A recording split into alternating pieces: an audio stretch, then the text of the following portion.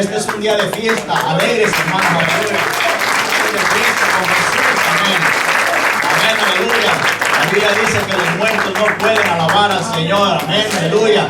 Alaba alma mía a Jehová, decía el salmista, amén. Alaba alma mía a Jehová y no olvides ninguno de sus beneficios, amén, aleluya. Así es que alabemos al Señor, hermanos, aleluya.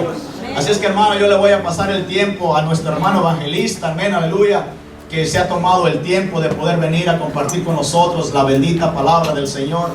Sabemos, hermanos, que el Señor lo ha enviado porque, hermanos, ha sido una odisea que nuestro hermano ha pasado para poder llegar hasta este lugar en este día. Y eso sabemos, hermanos, que cuando hay obstáculos es porque es de Dios, porque el diablo no pone tropiezo ni pone obstáculos, el diablo da libertad.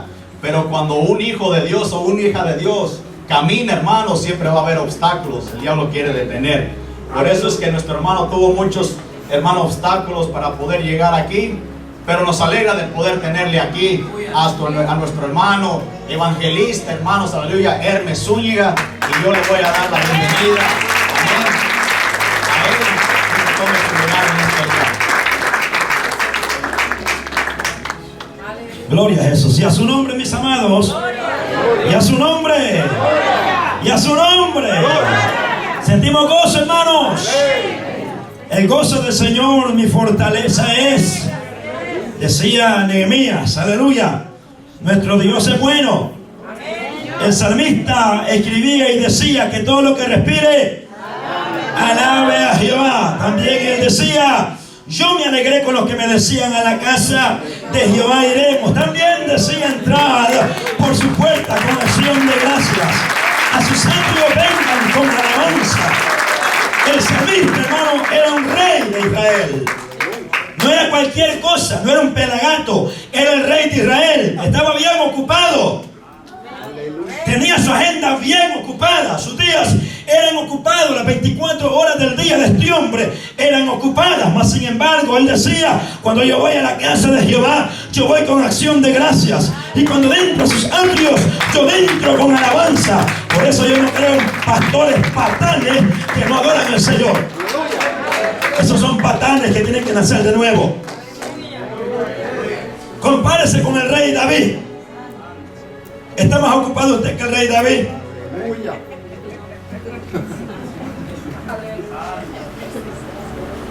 Todo pastor que no adora es un seco, es un muerto, hueco y vacío. Por eso no tenemos la autoridad moral para predicarle al pueblo cuando no adoramos. ¿Con qué autoridad moral le diría al pueblo? Alaben al Señor si usted no adora, papá. Si el liderazgo debe de ser ejemplo. La Biblia dice que Cristo era ejemplo en todo. En todo. Dios es bueno. Y a su nombre. Estamos gozosos, hermanos. El gozo del Señor es mi fuerza. Aleluya. Estamos gozosos. Estamos celebrando 9 años de victoria con el pastor José Galván. 9 años de victoria, aleluya, que pues no han sido fácil, pero Dios ha estado en la barca. Jesucristo ha estado ahí llevando la dirección de este barco, amén. Por eso ha llegado hasta donde está hoy. Así que bendecimos el nombre del Señor. Por ello saludamos a cada uno de los que han venido. Estoy casado, tengo 9 años de matrimonio, hermano. Tenemos 2 hermosas niñas. Es mi primera esposa y mi última esposa. No quiero más. La Biblia dice que pues solo es una vez, ya que pues hay un orden en el Señor establecido. Ya no quiero más, ya que quiera ya no puedo. Así que cuando usted sepa que el hermano Hermes Zúñiga tiene una segunda, pues ya no lo invite a predicar, es un zángano que hay que amarrarle un palo con una cadena, aleluya. Hermano, hay que seguir la línea del evangelio. Aquí no hay otra línea, solo hay una. Y estamos predicando este evangelio donde Dios nos lleva. Si hay 2, 3, 4, 5, 100, 500, ahí vamos y predicamos. No le tenemos miedo al diablo, lo que Dios nos ponga en la boca, eso predicamos. 30 años atrás no había necesidad de predicar el evangelio que estamos predicando ahorita. Un evangelio fuerte, directo a la yugular, directo al problema, al grano, lo que está pasando en la iglesia ahorita. Están moviéndose ciertas cosas en la iglesia que al Señor le da tanta vergüenza, que dice Apocalipsis 3:14 en adelante, que hay un vómito antes del rapto de la iglesia. El Señor vomitará un montón de puercos que están dentro de la iglesia. ¿Por qué? Porque le están provocando vómitos, náuseas al Señor. porque es una iglesia asquerosa, sucia, desviada de la verdad de Dios. Y esta última iglesia, hermano, necesita palabra verdadera. No necesita que ningún charlatán se pare en los altares para tomarle la plata y incentivarlo con palabras falsas, huecas y vacías. La iglesia necesita la verdad de Dios. Véngase mañana que de eso vamos a hablar. Y hoy vamos a hablar lo que Dios nos puso en la boca y no podemos cambiar el mensaje. Aleluya. Estamos contentos, hermanos, gozosos, pero a la vez tristes al ver la decadencia de la iglesia. Va de a pique. Está profetizado, hermanos, que esto iba a pasar en el último tiempo. Que en el último tiempo la iglesia se iba a dar una desviada. Dice que la iglesia, hermanos, se amontonaría para escuchar a los charlatanes. Tendrían comezón de oír en el último tiempo. Por eso los falsos maestros se aglomeran, se amontonan. Están a montones, la gente los sigue a montón, no son miles, son millones de gente que siguen a estos charlatanes. Si aquí viniera un charlatán, aquí estuviera lleno a rebalsar, todo el parqueadero estuviera lleno de gente. Pero como, hermano, lo que venimos a hablar es la palabra verdadera, pues la gente dice, no, ese tipo no va a golpear, así le llaman ahora el mensaje de Dios. Y no lo dudo, nosotros, hermanos, venimos a golpear, no usted, el pecado que usted practica. Usted no, usted necesita palabra, pero el pecado no hay que tratarlo con amor, hay que tratarlo con toda la fuerza de la palabra. Para que el pecado sea removido, necesita la verdadera palabra de Jehová. Aleluya. Así que nosotros no nos quieren mucho. Desde que nos llaman los pastores y no sé cuánto nos cobran, y nada, papá, nada, nosotros no cobramos nada. Pero amárrate los pantalones porque te llevamos palabra. Si te gusta la palabra, vamos, si no, pues mejor ni me invites. Ya sabes, nosotros no cobramos nada, pero le llevamos palabra de Jehová. Lo que Dios nos ponga en la boca. Y hay gente que dice, no, mejor pago para que me mientan. Yo prefiero pagar y que me vengan a dar mentira. Así que nosotros no vamos con eso. Ven, venimos, predicamos la palabra tal y como ahí está escrita, hermano. Pues la Biblia dice que a los profetas les costó la muerte. A Isaías lo cerraron por la mitad en un tronco.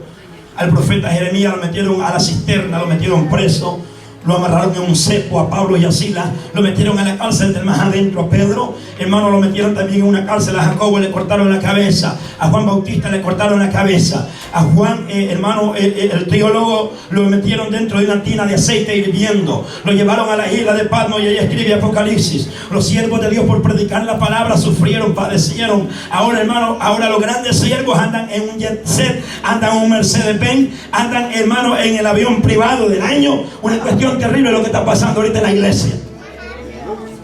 Así que necesitamos a los verdaderos. Necesitamos a los Juan Bautistas para que nos sacudan del polvo. Y usted no se enoje cuando Dios le hable. Gócese. Dígale gracias, papá, porque me estás hablando. Tú quieres que los hijos se enderece. Aleluya.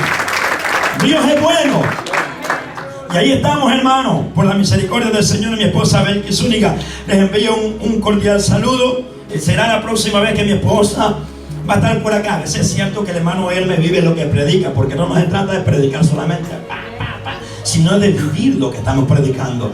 Si hay un mensaje poderoso, es predicar con el testimonio, sin necesidad de usted hablar nada. Usted convence a las multitudes con el testimonio que usted tiene.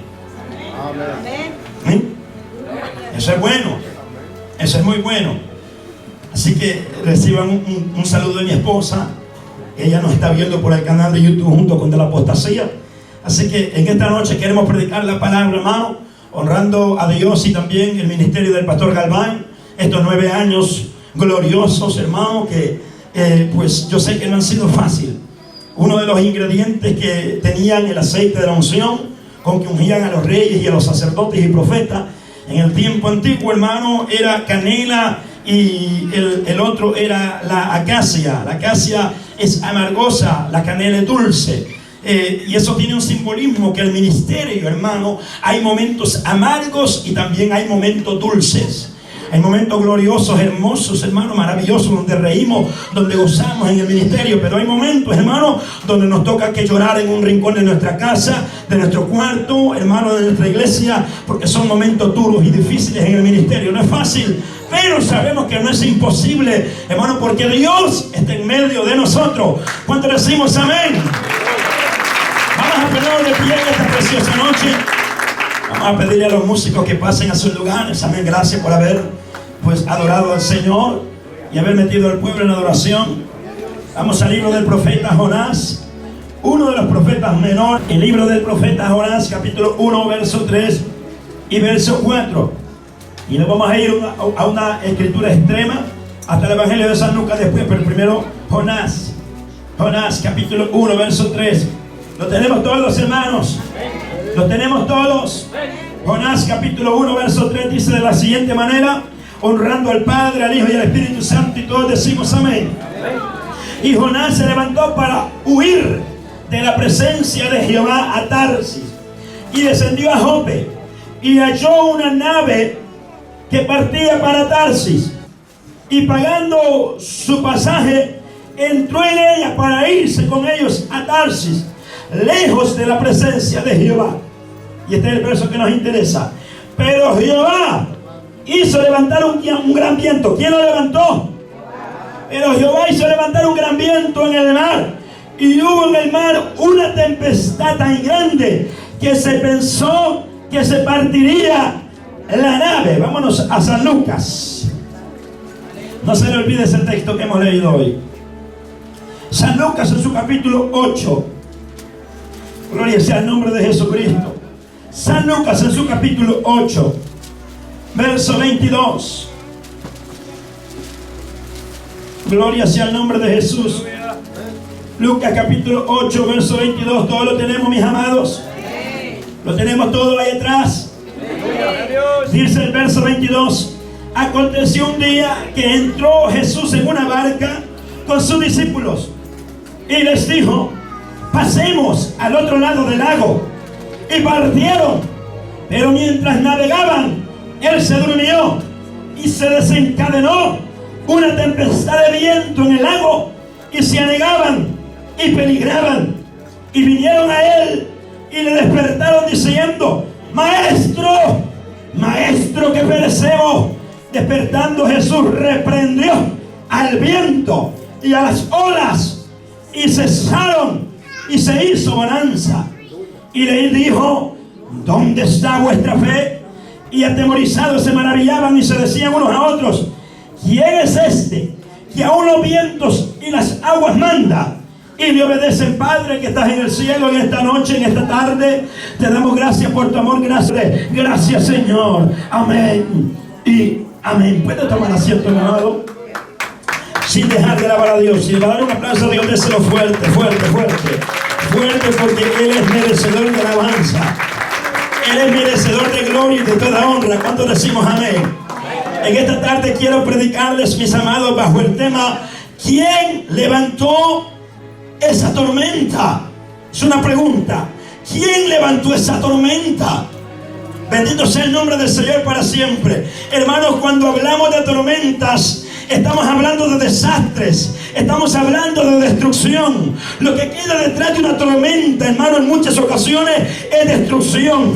La tierra es testiga de ello. En Houston, Texas, pasó el huracán María, hermano, y prácticamente, hermano amado, hizo desastres en aquella ciudad de Houston, Texas, o más bien, mejor decirlo, en todo el estado tejano. El huracán María, este desastre natural, esta tormenta, hermano, dejó desastre detrás de ella. Nueva Orleans, cuando pasó el huracán Katrina, nos dice y nos registra la historia escrita, hermano, que esa ciudad fue barrida por medio de esa tormenta que llegó a estos ciudadanos de esta gran ciudad. En Honduras, Guatemala, El Salvador y Nicaragua fue azotado por una tormenta, por un huracán llamado el huracán Mitch, hermano, un huracán terrible, fuerte. Y detrás de estas tormentas, hermano, quedaron desastres, quedó tristeza, quedó desgracia. Cuando hablamos de tormenta, estamos hablando de desastres, de destrucción. Lo que queda detrás de ella, hermano amado, es tristeza, es llanto, es muerte. Bendito sea el nombre del Señor. Y yo estoy completamente seguro, hermano, que hay familias en esta tarde que están en esta casa hoy, en este aniversario, que Dios los ha traído, que están pasando tormentas. Hermano, muchos matrimonios están pasando tormentas, muchos jóvenes están pasando tormentas, caballeros están pasando tormentas, muchas damas ramas están pasando tormenta. Bendito sea el nombre del Señor. Hay iglesias enteras que están pasando tormentas en sus ministerios. Bendito sea el nombre del Señor para siempre, hermano. Hay tormentas levantadas en muchas congregaciones. Hay muchas congregaciones donde hemos llegado, donde me han dicho y me han testificado después, hermano, que hemos terminado la campaña. Hermano, a usted Dios lo trajo, y Dios trajo la palabra a través de usted que nosotros estamos necesitando, porque Dios no se adelanta ni se atrasa. Él llega en el tiempo perfecto. Él trae la palabra cuando la iglesia más lo necesita, y a su nombre. Y a su nombre, mis amados. Y yéndonos un poquito más allá, hay muchos fuera de la iglesia hoy porque no supieron soportar la tormenta. Hay muchas familias fuera de las iglesias hoy porque no supieron cómo llevar, hermano, cómo pasar la tormenta con carácter. Bendito sea el nombre del Señor. No supieron discernir el tiempo en el que estaban pasando. Hay muchas familias, hay muchos hombres, muchas mujeres que están fuera de la iglesia porque no soportaron la tormenta que ellos estuvieron pasando en su momento. Y el tema de esta noche es: ¿quién levantó esa tormenta? La Biblia nos habla de dos tipos de tormentas. Hay una tormenta que es Dios mismo quien las levanta.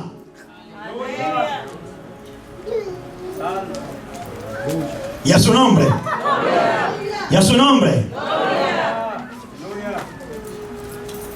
Hay unas tormentas, hermano, que es Dios mismo quien las levanta.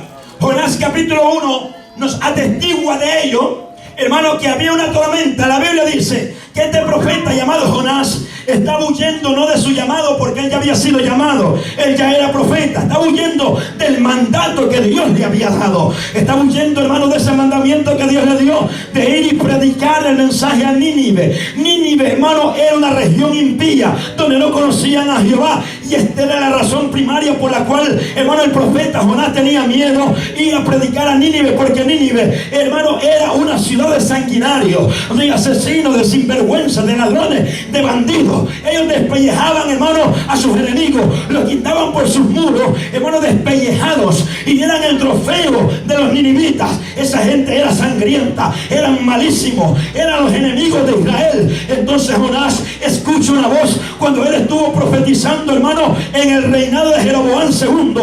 La Biblia dice en los libros de los reyes que en el tiempo de Jeroboam II todo Israel estaba viviendo un tiempo de prosperidad. Cuando Jeroboam II entra al reinado, hermano, Jeroboam levanta los muros caídos de Jerusalén, y Jerusalén empieza a vivir un tiempo de prosperidad. Dios levanta al profeta Jonás en ese tiempo de prosperidad, y en ese tiempo era fácil predicar. Cada vez que él profetizaba, hermano amado, que claro, lo bendecían con billetes porque había prosperidad. Pero de repente escucha una voz, Jonás, donde se le dice: levántate y ve a Nínive y pregona mi mensaje contra ese pueblo. A Jonás no le gustó, a Jonás no le agradó, porque él estaba acostumbradito a llevarle mensaje a un pueblo que estaba acomodado. Y es fácil predicarle a un pueblo acomodado, a un pueblo que quiere escuchar lo que quiere. Jonás, hermano, cuando Dios le dice: levántate y ve a Nínive, se le fueron los colores. Hermano, casi se desmaya. Él dijo: no puedo ir. Hermano, entonces Jonás decide, en vez de ir a Nínive, compra un boleto y se va para Tarsis. Cuando él se levanta, hermano, y se va para Tarsis, la Biblia dice que Dios le levantó una tormenta, ¿sí o no? Usted lo leyó. Dios le levantó una tormenta. Entonces, hay tormentas que Dios las levanta. Hay tormentas que Dios mismo es quien las levanta. Bendito sea el nombre del Señor para siempre. Y no podemos, hermano, echarle la culpa a Dios. Y tenemos que nosotros tener discernimiento para poder, hermano, discernir cuáles son las tormentas que Dios levanta y cuáles son las tormentas donde el diablo es quien las ha levantado. Hay muchos de ustedes que tienen tormentas porque Dios se las ha levantado. Andan huyendo del mandato que Dios les dio. Dios los está llamando que se van a ser pastores, y usted dice: Señor, yo no quiero eso. Y usted está huyendo, está, hermano, corriendo, huyendo de la palabra que Dios le dio. Entonces Dios te está persiguiendo como estaba persiguiendo a Jonás. Jonás está huyendo del mandato. Quizás tú también. Y Dios te ha levantado tormenta para hacerte entender que Él te está llamando.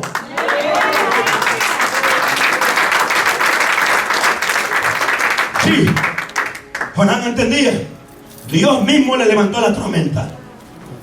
Y cuando hablamos de tormenta, estamos hablando de desastres. Desastres. Era tan fuerte la tormenta, hermano, que los marineros dijeron: nos vamos a morir, esto nos va a destruir, porque la tormenta era fuerte. Miren que de tal manera, hermanos, Jehová estaba persiguiendo a este profeta para que llevara el mensaje. Y muchos de ustedes, Dios los ha estado persiguiendo, pero ustedes se han estado negando a ese mandato, esa voz que Dios les ha estado hablando, pero no quieren obedecer. Y hay tormentas que Dios la levanta. Hay tormentas, hermano. Hay gente que dice: bueno, me voy a ir para allá, para California, y Dios lo tiene aquí. Y de repente Dios le quita esto, Dios le quita esto otro, y esto otro, y no, ya no hay dinero para irse, ya no hay posibilidad para irse, pero siempre deseamos: pero quiero irme de la iglesia, porque soñé que entraba una iglesia de carpeta azul, y cuando fui a la iglesia del hermano fulano, vi que la carpeta era azul. Entonces Dios me estaba confirmando: no, nada de eso, mi hermano. Si Dios te tiene aquí, Dios te va a levantar en este lugar. No te vayas. Dios te está llamando. No le huyas a las tormentas que Dios te levanta.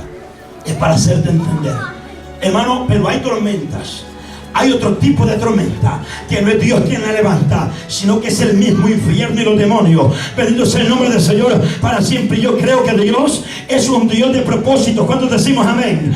Dios es un Dios de propósito. Dios no te va a llamar por casualidad o porque le caíste bien a Dios. No, Dios te llama con un propósito. Si Dios, hermano, levantó un árbol, es para que le da sombra a aquellos que caminan y están fatigados. Hermano, todo tiene un propósito. A una piedra que David levantó del suelo para tirársela a Goliat, esa piedra tenía un propósito. Y si esa piedra tenía propósito, tú también hay un propósito de parte del Señor en tu vida.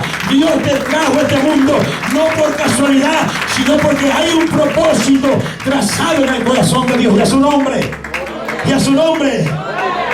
Ahora, el apóstol Pablo fue llamado con propósito.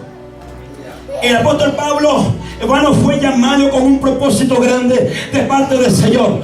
Dios le habla a un siervo, un profeta de Dios llamado Ananías. Hechos capítulo 9, verso 15. Hermano, Dios le habla a Ananías y le dice: ve donde Saulo de Tarso, porque él es un instrumento que yo escogí para llevar mi nombre en presencia de los gentiles y de los reyes. Era un llamado con propósito. Mire lo que Dios le habla a este siervo llamado Ananías. Dios le dice: ve a donde Saulo de Tarso y dile que yo lo estoy llamando con un propósito. Yo lo he escogido para llevar mi mensaje, mi nombre a los gentiles y a los reyes. Era un llamado grande, era un propósito grande, porque nuestro Dios es un Dios de grandeza. Él no es un Dios de pequeñeces. Él es un Dios grande, Él es un Dios poderoso, Él es un Dios, hermano, magnífico. Bendito sea el nombre del Señor y a su nombre. Era un llamado con propósito. Jesús mismo se le aparece a Pablo en Hechos capítulo 23, verso 11, y le confirma lo que Ananías le había dicho. Ananías le dijo: Dios te llamó, Pablo, Dios te llamó para que lleves el mensaje a los gentiles. La palabra gentil significa alguien que no es judío. O sea que Dios estaba llamando al apóstol Pablo. Por eso Pablo es el último de los apóstoles. Ya no hay más, hermano. Hay uno que escogieron los apóstoles, el sucesor de Judas, pero la Biblia solo lo menciona una vez, y lo escogieron por suerte, porque el Espíritu Santo todavía no había venido. Entonces, cuando el Espíritu Santo vino, el Espíritu Santo escogió al apóstol Pablo para que fuera el sucesor de Judas. Hay muchos que no pueden entender esto, que Pablo es el último de los apóstoles. Por eso la gran ciudad nueva de Jerusalén lo tiene 12 cimientos, y allá hay 12 nombres. Los 12 nombres de los 12 apóstoles. Ahí no hay lugar para Guillermo Maldonado. A Guillermo Maldonado tiene un nombre, pero en el infierno. Ahí hay una silla específica para él, dice Guillermo Maldonado, un chancho de lo más grande de Honduras, y que está en la tierra enseñando falsa doctrina, G12 y encuentrista, un montón de basura. Entonces allá en el cielo no hay lugar, en la Nueva Jerusalén no hay lugar para otro apóstol. Pablo se declara a sí mismo: él, soy un abortivo, no me merezco ser llamado apóstol. Y en Gálatas 1:1 él dice: yo no soy digno de ser llamado apóstol, pero a mí no me escogió Pedro ni los otros apóstoles, a mí me escogió el mismo Jesucristo. Bendito sea el nombre del Señor. Pablo es el último de los apóstoles. No hay más. No hay más. Se puede llamar solo así de acto, llamarse. Los apóstoles y los profetas tenían un ministerio, hermano, donde, hermano, Dios los llama para poner la doctrina de la iglesia. Cuando la doctrina y el canon se cierra, se termina. Ya la historia no nos registra el nombre de ningún profeta ni de ningún apóstol. Ni la historia, ni la Biblia, ni la historia. Hasta estos años últimos están saliendo nuevamente. ¿Sabe por qué? Porque es el último tiempo, papá. Se duermen a los tontos, pero el que conoce Biblia no se lo duerme.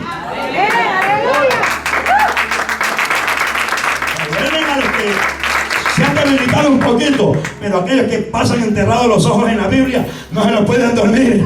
No, él dice que es apóstol, pero aquí me dice la Biblia, Pablo se declara a sí mismo el último de los apóstoles, y se declara un abortivo porque este otro gato está diciendo que es apóstol ahora. Tenían tenían que tener tres requisitos: haber caminado con Cristo, haber sido testigo de su bautismo y haber sido testigo de sus milagros. Ni modo, ¿no? Solo que Guillermo Maldonado tenga 2000 años de vida. ¿Quiere decir que el ingrato caminó con el Señor? ¿No? No, ya no hay más. Y esto es lo que está pasando en la iglesia de hoy. Un tiempo difícil, bendito sea el nombre del Señor para siempre. Saulo de Tarso fue llamado para llevar el mensaje a los gentiles. Pablo pudo llevar el evangelio más allá de las fronteras de Israel. Dios le levanta, hermano, y le dice a través de Ananías: yo te he escogido, Saulo, como un predicador a los gentiles, como el apóstol de los gentiles. Bendito sea el nombre del Señor para siempre. Es un llamado con un propósito. Y Jesús mismo se le aparece a Pablo en Hechos 23:11 y le dice, hermano, el Señor habla a Pablo y le dijo: Pablo, ten ánimo, porque así como predicaste en Jerusalén, también llevarás mi palabra hasta Roma. Ahora, hermano amado, Romanos 1:8-15, Pablo declara el deseo que él tenía de ir a Roma y llevar el mensaje. Hermano, el Señor le concede la petición a Saulo en Hechos 23:11, cuando le dijo: ten ánimo, anímate, Pablo, porque llevarás mi palabra a Roma, así como has predicado mi evangelio aquí en Jerusalén. Bendito sea el nombre del Señor. Pues Dios le dijo: irás a Roma. Y era grande la necesidad de Dios en aquella región romana. Bendito sea el nombre del Señor para siempre. Acuérdese, estamos predicando quién levantó esa tormenta. En Hechos capítulo 27 y capítulo 28 dice que Pablo es enviado a Roma, y en estos dos capítulos nos muestra la palabra, la travesía de Pablo, hermano, cuando lo montan dentro de un barco y él va rumbo a Roma. Bendito sea el nombre del Señor para siempre. Custodiado iba el hombre, hermano, como condición de preso. Él iba custodiado por los soldados romanos en una embarcación, pero cuando la barca arrancó, la Biblia dice que también se empezaron a desatar varias tormentas en aquella embarcación a donde Pablo iba montado. Acuérdese el tema: ¿quién levantó esa tormenta? Se empezaron a desatar varias tormentas. En estos dos capítulos hay varias tormentas. Alguien, hermano, se oponía a que Pablo llegara a Roma. Lo que estaba hablando el pastor Galván, bendito sea el nombre del Señor. Alguien se estaba oponiendo para que Pablo no llegara a Roma. Bendito sea el nombre del Señor. Y en el capítulo 27, verso 13 y verso 14, dice que se levantó un viento huracanado que tenía nombre. El viento tenía nombre, y ese viento se llamaba Euroclidón. Qué nombre tan raro. Y ese nombre significa viento o tormenta contraria, tormenta destructiva.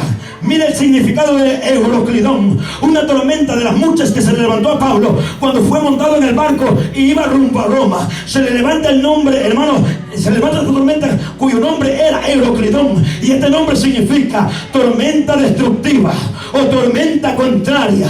Le estaba, hermano, prestando resistencia para que Pablo no llegara a Roma. Y fue en Roma donde Pablo escribió 4 cartas importantísimas para la iglesia de Jesucristo. Escribió Efesios, escribió Filipenses, escribió Colosenses y escribió la carta a Filemón. Si Pablo no hubiese llegado a Roma, estas cartas no hubiesen sido escritas por el apóstol Pablo. Pero aquella tormenta Euroclidón prestaba resistencia, quería impedir la llegada de Pablo a la región de Roma. ¿Quién levantó esa tormenta? Ese es el tema que estamos predicando en esta noche preciosa. ¿Quién levantó esa tormenta? Y quizás usted está pasando una tormenta como matrimonio, como familia. Quizás la iglesia Roca Eterna ahorita está pasando por tormentas o pasó por tormentas, no lo sé. Pero hay un propósito. Si el diablo presta resistencia, es porque le está oliendo que algo grande viene más adelante. El diablo no va a prestar resistencia solamente por así, porque quiere levantarse, no. Cuando el diablo sabe, hermano, ¿sabe usted que el diablo conoce cierta palabra profética? La conoce a medias. A medias. A medias. Él más o menos sabe. Cuando Dios levanta a alguien, le da una palabra profética. Entonces no crea que el diablo, hermano, no sabe. El diablo también se da cuenta. Dios le da una palabra profética a usted aquí. Alguien más le escuchó allá. Entonces el diablo usa a aquella persona. Ya oíste que le dijeron que le va a levantar el Señor como evangelista. Lo va a levantar como un pastor a cámara de la vida. Imposible. Entonces el diablo tiene oídos, tiene ojos en todas las iglesias. El diablo se levanta cuando Dios te da una palabra. Cuando Dios le habló a Pablo y le dijo vas a ir a Roma, el diablo se le levantó a través de tormentas. No era Dios, no era Dios. Dios quería que Pablo llegara a Roma. Y dice que la embarcación donde Pablo iba la hizo pedazos un viento, la hizo pedacitos, mi hermano, de tal manera que Pablo llegó nadando en una tabla hasta una isla llamada Malta. Cuando Pablo llega allá, el diablo pensaba que Pablo se iba a morir. Como no lo pudo matar, hermano, en la tormenta, el diablo le levanta una serpiente, le pica en la mano a Saulo y la gente decía, ¿a qué hora se va a morir este? ¿A qué hora se va a morir? Porque el diablo lo quería matar. El diablo no le convenía al diablo que Pablo llegara a Roma. Si Dios te dio una palabra, el diablo también te va a perseguir para que no llegues a tu propósito. Hermano, es lo cargado. Bueno, ¿qué dice la Biblia? Cuando Jesús nació, dice que el diablo dijo, bueno, voy a matar a todos los niños. Ha nacido un rey. Y el diablo dijo, yo soy el rey de esta región. Así que a todos los niños me los voy a volar. Pero no pudo el diablo. El Señor le habló a María y a José y le dijo, levántense, váyanse para Egipto. Dios te va a avisar siempre cuando el enemigo se levante. Por eso Dios te está hablando en esta noche, en esta tarde, y te está diciendo, yo te llamé con propósito. Las tormentas se levantan contra ti, pero yo te llamé con propósito. Te estoy advirtiendo para que mañana no perezcas. A eso se le levantó también. El diablo perseguía la palabra, hermano. El diablo quería pisotear la palabra. No, no va a llegar a ser rey. No, él no va a llegar a ser rey. No lo voy a dejar prosperar. No voy a dejar que crezca. Lo quería matar. El diablo te quiere matar. El diablo te quiere destruir antes de que llegues al propósito. Por eso hay tormentas levantadas en el matrimonio. Hay tormentas levantadas en los ministerios. Porque el diablo sabe, hermano, lo que viene más adelante. Dios ya te habló. Entonces tú tienes que ser sabio. Ahora, el párrafo que hemos leído, Lucas 8, dice que Jesús se monta dentro de una barca. ¿Tenía un destino en la barca? Sí. La región de Gerasa o Gadara, como usted le quiera llamar. Iba para la región de Gadara. El Señor tenía un destino. Había un punto de destino. Había un punto de partida, porque Dios es ordenado. Y había un punto de destino. Había un destino para aquella embarcación. Dios te llamó con propósito. ¿Qué Dios te dijo? ¿Qué Dios te habló? ¿Cuál fue la palabra que Dios te dio? ¿Para qué Dios te iba a levantar? ¿En qué Dios te iba a usar? O sea que tu palabra, la palabra que Dios te dio a ti, tiene un principio, hermano, y también tiene un punto final a donde Dios te tiene que llevar para que seas de bendición. Entonces la barca donde Cristo se monta tenía un punto de partida y tenía un punto de destino. Iba para la región de Gerasa. ¿Sabe lo que era? Esa región es conocida por los brujos que habían dentro de ella. Era un pueblo asentado en tinieblas. habían brujos, hechiceros, agoreros, pitonisas y toda clase de malacate. A Jesús, hermano, le interesaba ir a la región de Gadara. Ahí había necesidad, había un endemoniado, había un personaje que lo estaba esperando porque necesitaba la bendición de Dios. Hermano, Dios te ha levantado con un propósito. No sabe, hermano, no sabe entender cuando Dios le habla. Cuando Dios te habla es porque Dios está viendo la necesidad que hay en otros lugares. Y Dios te va a usar a ti. Si Dios te habla es porque te quiere usar. Y el diablo no quiere que tú te levantes. Al diablo no le conviene que usted se levante, hermano. Dios que está viendo el futuro, Dios te ve y dice: ese es un evangelista de poder, esa es una predicadora de poder. Yo la he levantado, pero falta más. Usted tiene que creerle a la palabra que Dios le dio, porque hay gente que Dios le habla y dice: bueno, tiene un harín de 2 pingüinos. Creo o no creo, creo o no creo. ¿Será verdad lo que me habló? Yo creo que era mentira lo que el pastor me estaba hablando. Yo creo que era mentira lo que el evangelista. Yo voy a seguir en mi cosa, voy a trabajar como loco. Hay gente que no cree la palabra que Dios le dio. Si Dios te habló, abraza la palabra. Señor, yo creo esa palabra. Yo abrazo esa palabra. Esa palabra es para mí. Correré, Señor, hasta alcanzar la palabra profética que tú me has hablado. Y cuando tú te dispones, el diablo también se levanta contra ti para que esa palabra no tenga su cumplimiento. Cristo se monta en la barca, se monta a sus discípulos. Cristo va confiado. Pero dice que en medio del mar, mira bien el diablo como es de astuto. El diablo ya sentía, hermano, a lo que iba Cristo a la región de Gadara. El diablo ya sentía. Cuando, hermano, Jesús arranca en la barca, en medio del mar se levanta una fuerte tormenta con vientos huracanados y contrarios a qué, al propósito que Cristo llevaba. Cristo iba a libertar a un endemoniado. Entonces el diablo se levanta con vientos contrarios. ¿Qué hacía? ¿Qué quería hacer el diablo con la tormenta? Darle vuelta a la barca y que se regresara. Ahí estamos hablando de las mujeres sabias, prudentes. Y la esposa: ya viste, mi amor, entre más lo metemos, más problemas tenemos. Ya nos digamos, mi amor. Tú sabes cómo es el diablito, respetémoslo. Entre más te metes con Dios, más el diablo se levanta. Mira, yo veo que todo nos está saliendo mal. Le dice el esposo: mira, mi amor, es que tú no has creído a la palabra que Dios nos dio. Dios nos habló y el diablo se nos está levantando. No quiere que lleguemos al propósito. Quiere que nos demos vuelta en la barca y nos regresemos al punto de partida. No regreses al punto de partida aunque el diablo te esté golpeando la barca y el agua esté cayendo dentro de la barca. Dile: diablo, tú no me llamaste, me llamó Jesucristo. Me está golpeando, pero me llamó Cristo. Y Él te va a ayudar a llegar al otro lado y se cumplirá el propósito por el cual Dios me ha llamado. Dios te llamó. El diablo se levanta. Ahora, me interesa, hermano, ¿por qué? Porque dice que Cristo atiende a la voz de sus discípulos que estaban llenos de miedo. ¿Sabe por qué? Hermano, lo de Dios no da miedo. Pero si tiene miedo, la tormenta era fuerte. El Señor dice: hombre de poca fe. Pero me llama la atención la palabra que usa Lucas y dice: y Él se levanta y reprendió al viento. Usted no puede reprender lo que viene de Dios. ¿Cómo es esa palabra? ¿Cómo la ve? Usted no puede reprender lo que viene de Dios. La tormenta de Jonás, Dios se la levantó. No hubo necesidad de reprender nada. Pero la tormenta donde iba Cristo en la barca, Cristo se levanta y la reprende. ¿Sabe por qué? Porque era el mismo diablo quien había levantado aquella tormenta. El diablo mismo la había levantado. ¿Cuál era el propósito? Que Jesús no llegara y libertara del endemoniado. El diablo está impidiendo que tú llegues a la palabra profética que Dios te dio, porque eres una dinamita pentecostal.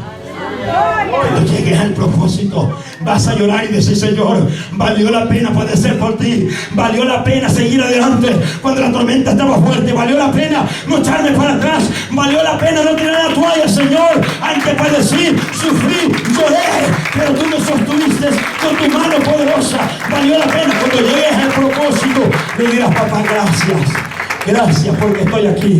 Cuando empiece Dios a usarte la palabra, en alabanza, en palabra profética, en el don de ciencia, en la revelación, en las sanidades, y de la gracia, Señor, en libertad a los cautivos, y de la gracia, Señor, porque primero tuve que padecer, peleé con Satanás, peleé con la tormenta, peleé con el diablo mismo, peleé con el infierno, y ahora estoy aquí porque tú me diste la victoria. Jesús reprende al viento. Y los discípulos quedaron con la boca abierta. Que le estaba enseñando a Jesús una lección. Aprendamos. Hay tormentas que no vienen de Dios. Cuando usted está bien con Dios, hermano, y está obedeciendo, no perfectamente, no es perfecto usted, ni yo, pero usted sabe que anda bien con Dios, y las tormentas se están levantando. Discierna. Hay tormentas que no vienen de Dios. Reprenda al diablo con autoridad. Dile: Satanás, no tienes autoridad sobre mi casa, no tienes autoridad sobre mi familia.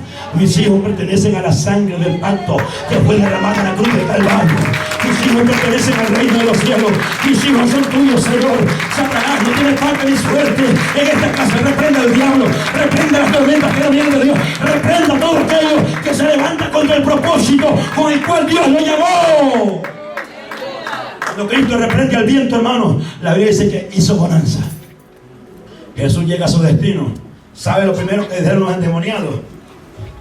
¿Qué tienes contra nosotros, Jesús Nazareno? Ha venido este tiempo para atormentarnos. No nos mandes al abismo. No. Los demonios estaban atemorizados porque Jesús había logrado llegar al propósito que Él ya se había hecho, hermano. Entonces hay un propósito. Dios te llamó con un propósito. ¿Quién levantó esa tormenta en la que estás pasando ahorita? ¿Quién la levantó? Si es el diablo, repréndelo en el nombre de Jesucristo. Si es el diablo, repréndelo. Dios te ha llamado a todos los que están aquí. Dios los llamó con un propósito. No hay ni uno que no tenga propósito en Cristo. Ni uno. Todos tenemos propósito.